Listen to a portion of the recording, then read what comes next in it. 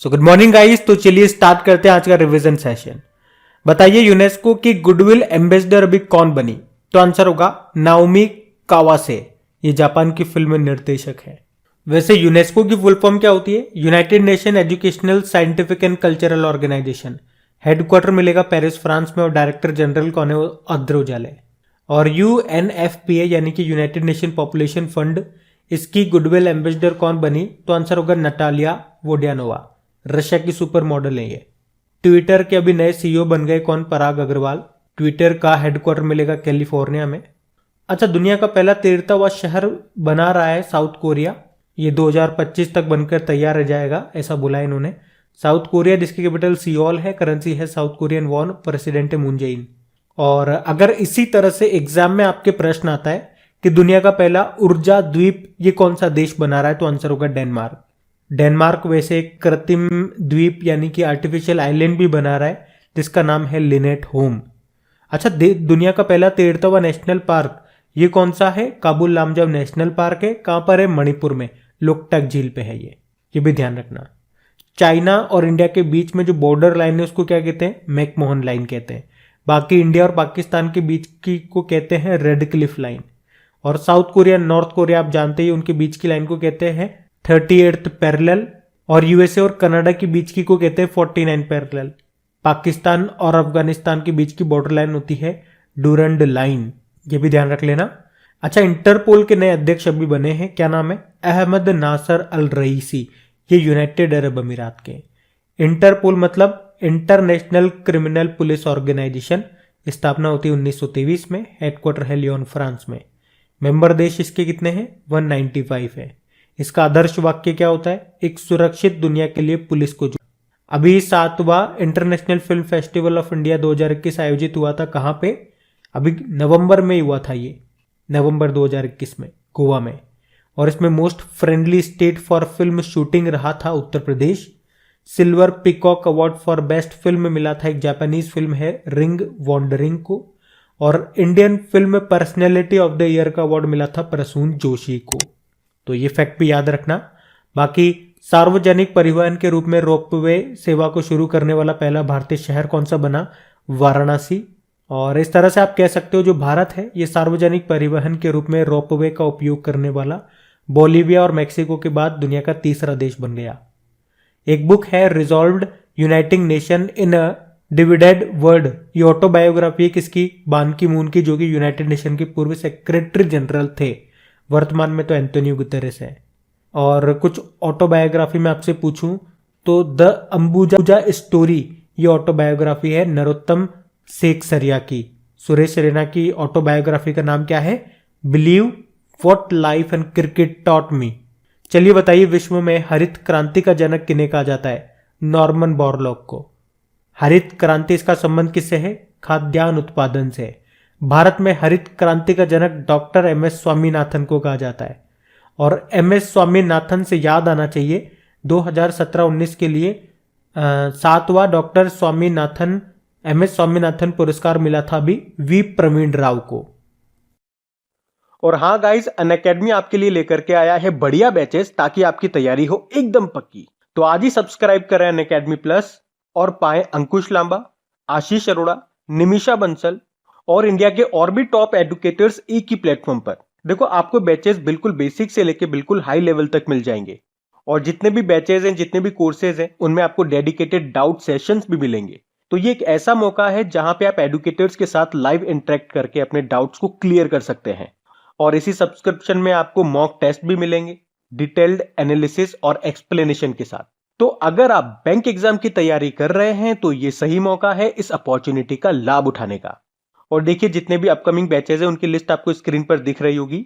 और हाँ, सबसे इंपॉर्टेंट बात, जल्दी प्लस सब्सक्रिप्शन की फीस बढ़ा दी जाएगी। और हाँ, बिना कोई वक्त जाया कीजिए सब्सक्राइब करें अनअकैडमी प्लस पर और इस मौके का फायदा उठाएं। तो करना क्या है, बेसिकली बिना कोई देरी किए जाइए और अनअकैडमी प्लस का सब्सक्रिप्शन ले लीजिए। और हाँ, सबसे इंपॉर्टेंट बात, मेरा कोड इस्तेमाल करना मत भूलिएगा। कौन सा? क्रैक एग्जाम 10, क्योंकि इसे यूज करते ही आपको 10% का इंस्टेंट डिस्काउंट मिल जाएगा, आपकी फीस कम हो जाएगी। तो जितने भी इंपॉर्टेंट लिंक्स हैं आपको नीचे डिस्क्रिप्शन में मिल जाएंगे, वहां जाकर के आप इसे चेक कर सकते हैं और इनका फायदा उठा सकते हैं। अभी हम बढ़ते हैं आगे। बताइए विश्व शाकाहारी दिवस कब मनाते हैं? ये मनाते हैं 1 अक्टूबर को, वर्ल्ड वेजिटेरियन डे। वैसे एक वर्ल्ड वेगन डे भी होता है जो 1 नवंबर को मनाते हैं। विश्व सुनामी जागरूकता दिवस कब मनाया जाता है? 5 नवंबर को। एक विश्व समुद्र दिवस भी होता है जो सितंबर के लास्ट थर्सडे को मनाते हैं। इस बार हमने 30 सितंबर को मनाया, वो वर्ल्ड मैरीटाइम डे बोलते हैं उसको इंग्लिश में। और नेशनल मैरीटाइम डे ये 5 अप्रैल को होता है। वर्ल्ड साइंस डे 10 नवंबर को होता है। थीम क्या रही थी? Building climate ready communities. एक नेशनल साइंस डे भी होता है जो सीवी रमन की जयंती को मनाते हैं, यानी कि 28 फरवरी को। राष्ट्रीय कैंसर जागरूकता दिवस 7 नवंबर को मनाया जाता है। वर्ल्ड कैंसर डे भी होता है 4 फरवरी को। राष्ट्रीय शिक्षा दिवस यानी कि नेशनल एजुकेशन डे 11 नवंबर को होता है। ये भारत के पहले शिक्षा मंत्री थे मौलाना अबुल कलाम आजाद, उनकी जयंती को। एक इंटरनेशनल एजुकेशन डे भी होता है जो 24 जनवरी को होता है। उसी दिन नेशनल गर्ल चाइल्ड डे भी होता है। विश्व निमोनिया दिवस कब होता है? 12 नवंबर को। और लोक सेवा प्रसारण दिवस ये भी 12 नवंबर को होता है, पब्लिक सर्विस ब्रॉडकास्टिंग डे। और अंतर्राष्ट्रीय सहिष्णुता दिवस ये होता है 16 नवंबर को। वैसे पहला ऑडिट दिवस ये भी हमने इस बार 16 नवंबर को ही मनाया है। तो अब पुराने महीने के करंट अफेयर्स का हम लोग रिवीजन करेंगे। तो बताइए किसे तेंजिंग नॉर्गे राष्ट्रीय पुरस्कार से सम्मानित किया गया? तो आंसर होगा सर्वेश घड़वाल को और अमित बिष्ट को। और बताइए नवंबर 2021 में अंतर्राष्ट्रीय न्यायालय यानी कि इंटरनेशनल कोर्ट ऑफ जस्टिस के लिए किसे चुना गया? हिलेरी चार्ल्सवर्थ को। इंटरनेशनल कोर्ट ऑफ जस्टिस, इसका हेडक्वार्टर हैग नीदरलैंड में है। कौन सा राज्य प्रदर्शनकारियों से हर्जाना वसूलने के लिए एक विधेयक लाएगा? और ऐसा करने वाला ये उत्तर प्रदेश और हरियाणा के बाद तीसरा राज्य होगा। Answer Madhya Pradesh. International shooting sports federation presidents cup के उद्घाटन में मनु भाकर ने किसके साथ 10 मीटर एयर पिस्टल मिश्रित टीम इवेंट में गोल्ड मेडल जीता? तो इसका आंसर होगा जावद फोरोफी, ईरान के ओलंपिक चैंपियन है ये। इंटरनेशनल शूटिंग स्पोर्ट्स फेडरेशन का हेडक्वार्टर मिलेगा म्यूनिक जर्मनी में। इसके अध्यक्ष व्लादिमीर लेसिन। तारक सिन्हा का निधन हो गया, उनका संबंध था क्रिकेट से। द्रोणाचार्य पुरस्कार पाने वाले 5वें भारतीय क्रिकेट कोच बने थे ये। संयुक्त राष्ट्र के फूड एग्रीकल्चर ऑर्गेनाइजेशन सम्मेलन में भाग लेने के लिए किस भारतीय राज्य को आमंत्रित किया गया था? Telangana. Food agriculture organization headquarter Rome Italy में है और इसकी स्थापना होती है 16 अक्टूबर 1945 को। इसीलिए तो 16 अक्टूबर को वर्ल्ड फूड डे मनाते हैं। और नेशनल फूड डे कब मनाते हैं? 24 अक्टूबर को। अच्छा बताइए सूचना व प्रसारण मंत्रालय जिसके मंत्री हैं अनुराग ठाकुर, अभी इन्होंने किस मंत्रालय के साथ मिलकर सिंगल विंडो फिल्मिंग मैकेनिज्म बनाया? तो आंसर होगा रेल मंत्रालय के साथ मिलकर, जिसके मंत्री कौन है? अश्विनी वैष्णव है। किस राज्य ने 2 नई योजनाएं जिसका नाम है जन सेवक और जन स्पंदन इसको शुरू किया? तो आंसर होगा कर्नाटक। अमेरिकी राज्य जॉर्जिया ने किस भारतीय भाषा को राज्योत्सव दिवस के रूप में मनाने की घोषणा की? तो आंसर होगा कन्नड़। और कौन सा देश हरित परियोजनाओं के लिए वित्त पोषण के लिए विश्व बैंक को इंडिया ग्रीन गारंटी प्रदान करने जा रहा है? तो आंसर होगा यूके। फिर बताइए विश्व सुनामी जागरूकता दिवस कब मनाया? तो आंसर होगा 5 नवंबर को। थीम क्या थी? Sendai 7 campaign. किस क्षेत्र में स्थित एक ग्लेशियर को ग्लासगो ग्लेशियर नाम दिया गया? तो आंसर होगा अंटार्कटिका, क्योंकि अभी कोप 26 कहाँ पे हुआ था? ग्लासगो स्कॉटलैंड पे। किस राज्य के मुख्यमंत्री ने मॉडर्न इंडिया पुस्तक लॉन्च की? तो हरियाणा के मुख्यमंत्री ने। और इसको लिखा किसने है? पूनम दलाल दहिया ने। और बताओ ड्वेन ब्रावो ने अंतर्राष्ट्रीय क्रिकेट के संन्यास की घोषणा कर दी है। किस देश के हैं वो? West Indies. और किस देश में दुनिया का पहला पृथ्वी विज्ञान उपग्रह लॉन्च किया गया? तो आंसर होगा चाइना में।